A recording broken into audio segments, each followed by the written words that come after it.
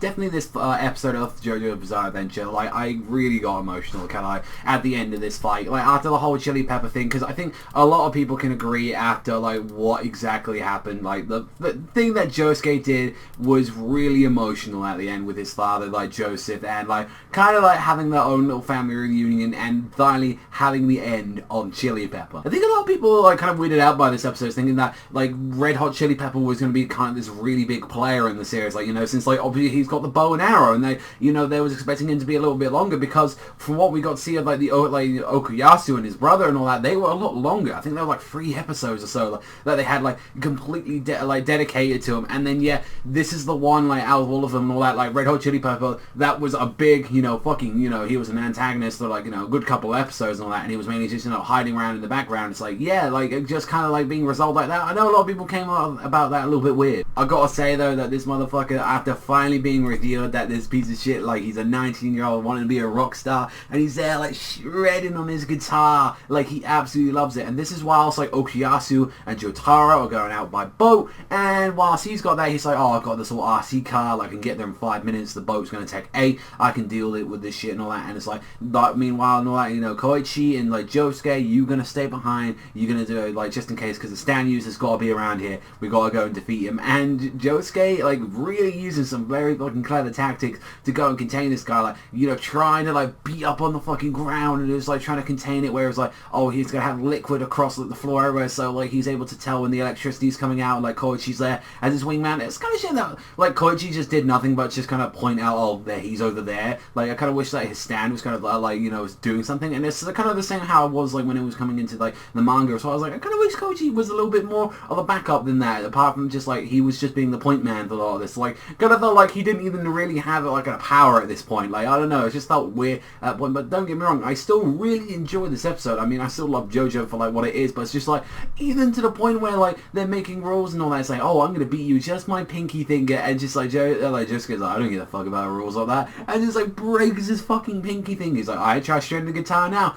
And yet this guy, you can see how ridiculously, like, he's, like, his resistance is as he, like, goes through, like, mind you, his fingers, like, always, like, snapped into place like that. Like, what we got to see from Akira, like, his fucking fingers snapped like that. He fucking snaps it all back into place, and then, yeah, can shred. Like, not to mention as well, having the point when they trapped him into a tire, like, you know, like, putting in there, and it's like, oh, Josuke, you want to try and get out? Like, you know, want to try and punch that out? Alright, it's full of there, go right into the ocean, and then it's like, you've got all the salt water here, and that's completely destroying you. He is there, completely fucking fried, yet this guy has still got enough resistance after pretty much being melted at this point to go onto the boat, go and take someone out, and go onto the speedwagon thing. I think a lot of people like me as well, especially when we saw Joseph for the first time, I got really upset because, like, you know, we've seen him from part 2 where he was like cocky, you know, like a little bit arrogant, like full of charisma. Like, I loved Joseph, like, he was such a great character in that.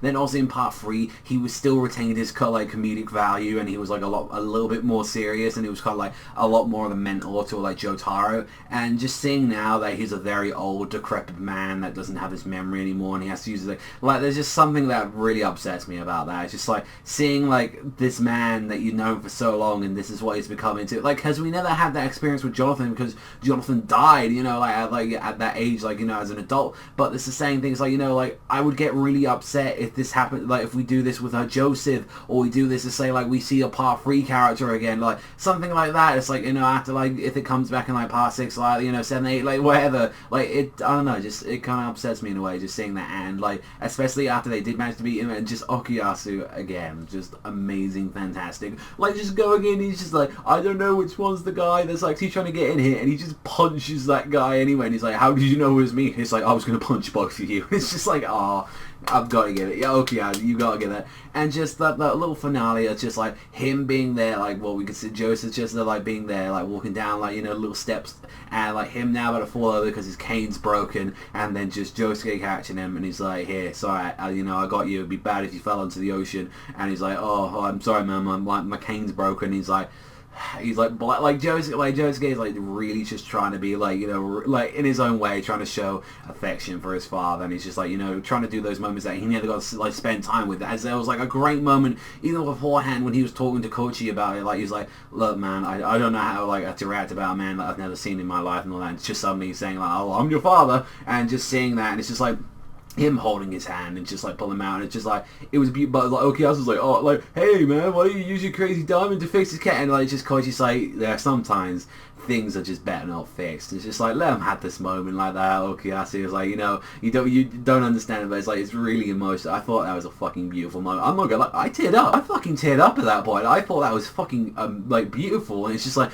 seeing that scene, and just the music came on right, and it's just a nice little way to end the episode. Technically, as we saw the true villain as he appears, as we saw already, you know, there's a lot of shit going on with that guy, and we saw him in the first episode there with a hand. He's in the shower. Very fucking creepy, like going from that, but it's like, it was a sweet little part just to end on there, like seeing Josuke, you know, with his father, and just honestly next week, you know, like I'm very much looking forward to next week. But finally wrapping up, I feel like now that we're 12 episodes in, finally wrapping, I feel like this is the part where it's like we wrapped up the first half of like Diamond is Unbreakable. That always felt to me, even when I read the manga, this is like the first half clear, and especially like, you know, the show, you know, it's got a couple like 20 plus episodes, a little more and all that, but even like with the manga, it's just like, oh, this is like the halfway mark, like, you know, this is a big pillar in the series, and so we beat the guy, but it's like, the question is, where's the bow and arrow? Like, you know, he wasn't there with the bow and arrow. He was just there trying to kill Josuke. So, you know, it's still lurking around there. And it's like, oh, honestly, I really, like, I enjoyed this episode. I think it was a great one. And, you know, like I said, like, I don't give a score to JoJo because I'm just so, like, pretty much biased with it, where I just love it either way. But I think regardless of what, even though I did have a few issues on that, because like regardless, it was a pretty quick fight if you think about it. It was 2 episodes. Like, it was 1 episode pretty much to like Josuke, and then 1 episode that Okuyasu had with him, and it's like, you know, it would have been nice to have a little bit more with him, like, you know, like have like an extra spending time, but then as well you can get more of that, like, you know, how like impactful like the fight is, and like more how like lengthy it is in the manga if you want to do that. But so, you know, I look forward to that when like the actual Diamond Unbreakable volumes come out of here. But I really enjoyed it, and I think everyone can admit that the ending of that, like especially with like what we got to see with Joseph and Josuke, it made me cry, like, because, you know, like I can relate to Josuke in a way where I didn't have my father like for a good majority of my life, and then, you know, I finally, you know, like met with him, and like the relationship I'm like in with him now has been better than what it's ever been before. But it was like, you know, I kind of understand Josuke in a way where it's like, I know how hard it is to make a conversation with someone you barely had time to spend with, like, so I understand it in some ways, like, you know, like what's going on with that, and it's like, you know, it's something I can relate to, and I feel like that's why I kind of teared up a bit, because it's like just seeing a character dealing with this issue and dealing with something, you know, a big thing for him in a normal way, which is weird to say in JoJo, but loved it regardless of what. But fucking like loved it as always. Thank you very much for watching as always, and if you love JoJo as much as I do, hit that like or subscribe. It's all from me, so I'll see you guys next time.